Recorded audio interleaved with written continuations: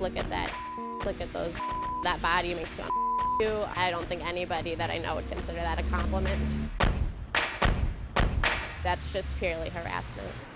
Taylor Devine is a preschool teacher. Edgewater is her neighborhood. On the street, on the train, alone, or with her girlfriend, she says she is often the target of street harassment. It makes me feel scared and violated. It's something that's constantly on my mind when I'm out in a public space. How you doing today? That's not good. Wow. This video went viral last year, spawning countless parodies. I mean, you call this being a victim? A victim of what? The original was widely criticized for editing that reinforced racial stereotypes, but it did get the conversation going. So it could be race, racism, sex, sexism, religious proselytizing, gay bashing, or homophobic remarks. Northwestern professor Laura Beth Nielsen says street harassment is nothing new. It's just one of the many ways that people seek to reinforce these hierarchies of race, class, gender. The first time I was harassed, I was maybe 13, 14 years old on my way home from high school. We sat down with Kara Crutcher and Karma Nybarger to talk about their experiences. I've heard guys say, like, women wouldn't complain about this if it was hot guys hitting on them. And I'm like, that is so ignorant.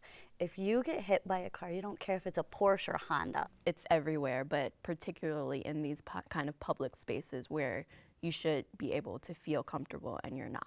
Kara started Courage Campaign CTA. What you want?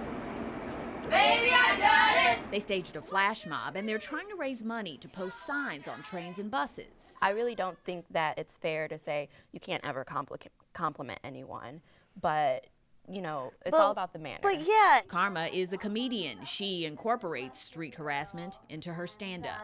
This dude hollers out his pickup truck at me, like, nice! But her stories are no joke. I'm laughing because I want to scream. If you don't feel safe ever in a situation, you have the right to call 911, and I've done it before too. Katie Davis volunteers with Hollaback Chicago. Their website is an online exchange of street harassment stories. She remembers being followed by a man she refused to talk to. He spit on me, called me a and then drove off, so. How did you feel in that moment? Horrible. It was terrifying, like, yeah, it was bad. I didn't know what to do, and I was alone, like.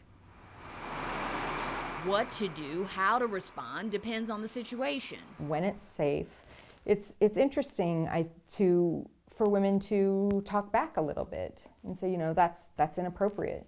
You can't say that to me. I've wondered, like, what would happen if I was like, hey, like, go along with it. I've always wanted to do that. Yeah, what's your name? Exactly. But like, I don't want to risk it. Yeah, it's scary. They say stopping street harassment starts with respect. We don't understand what it's like to be in each other's shoes. So we need to keep the conversation going. I think the dialogue is really important, at least in letting women and men too, anybody who's experiencing it, know that it's not something that you just have to deal with.